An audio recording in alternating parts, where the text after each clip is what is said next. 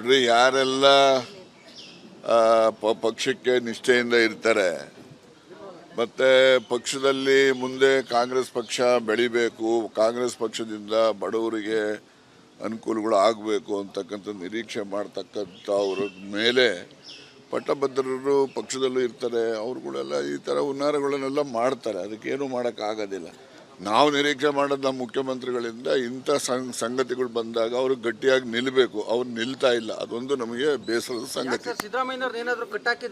ಕಟ್ಟಾಕವರೋ ಬಿಟ್ಟವರೋ ಯಾರಿಗೆ ಗೊತ್ತ್ರಿ? ಕಟ್ಟಾಕಕ್ಕೇನು ಕೋಣನ ಕುರಿನ ಏನು ಕಟ್ಟಾಕಕ್ಕೆ ಗೊತ್ತಾಯ್ತಾ?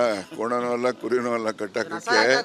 ಅಸಹಾಯಕರಲ್ಲ, ಅದೇನೋ ಅವ್ರಿಗೇನೋ ಒಂದು ಯಾವ ಯೋಚನೆ ಇದೆಯೋ ನನಗೆ ಗೊತ್ತಿಲ್ಲಪ್ಪ. ಬಟ್ ನಾವು ಸಿದ್ದರಾಮಯ್ಯನವರಿಂದ ಈ ರೀತಿಯ ಅಸಹಾಯಕ ಪರಿಸ್ಥಿತಿನ ನಾವು ನಿರೀಕ್ಷೆ ಮಾಡಿರಲಿಲ್ಲ. ಯಾವ ಪಾರ್ಟಿಲಿ ಇಲ್ಲ ಹೇಳಿ? ಕಾಂಗ್ರೆಸ್ನಲ್ಲೂ ಇದ್ದಾರೆ, ಎಲ್ಲ ಪಾರ್ಟಿಲೂ ಇದ್ದಾರೆ. ಸಿದ್ದರಾಮಯ್ಯ ಅವರು ಅಸಹಾಯಕರಾಗಿ ಮಾಡಿದಂತಹ ಆ ಶಕ್ತಿ ಅಥವಾ ವ್ಯಕ್ತಿ ಯಾರು ಸರ್? ಅದನ್ನ ನಾನು ಹೇಳಕ್ ಹೋಗೋದು, ನೀವು ಅರ್ಥ ಮಾಡ್ಕೊಳ್ಳಿ. ಯಾರು? ಸಿದ್ದರಾಮಯ್ಯನವರಿಗೆ ಯಾವ ಕಂಪಲ್ಷನ್ಸ್ ಇದಾವ ಗೊತ್ತಿಲ್ಲ ನನಗೆ, ಗೊತ್ತಾಯ್ತಾ? ಅವ್ರು ಹೇಳಿದ್ರೆ ನಾವು ತಿಳ್ಕೊಬೋದು, ಅವ್ರೇನು ಹೇಳೋದಿಲ್ಲ. ಅದಕ್ಕೋಸ್ಕರ ಅದು ಅವ್ರು ಯಾವ ಕಂಪಲ್ಷನ್ನಿಂದ ಈ ರೀತಿಯಾಗಿ ತಟಸ್ಥ ಧೋರಣೆ ಅವರು ತಳೆದಿದ್ದಾರೋ ನನಗೆ ಗೊತ್ತಿಲ್ಲಪ್ಪ.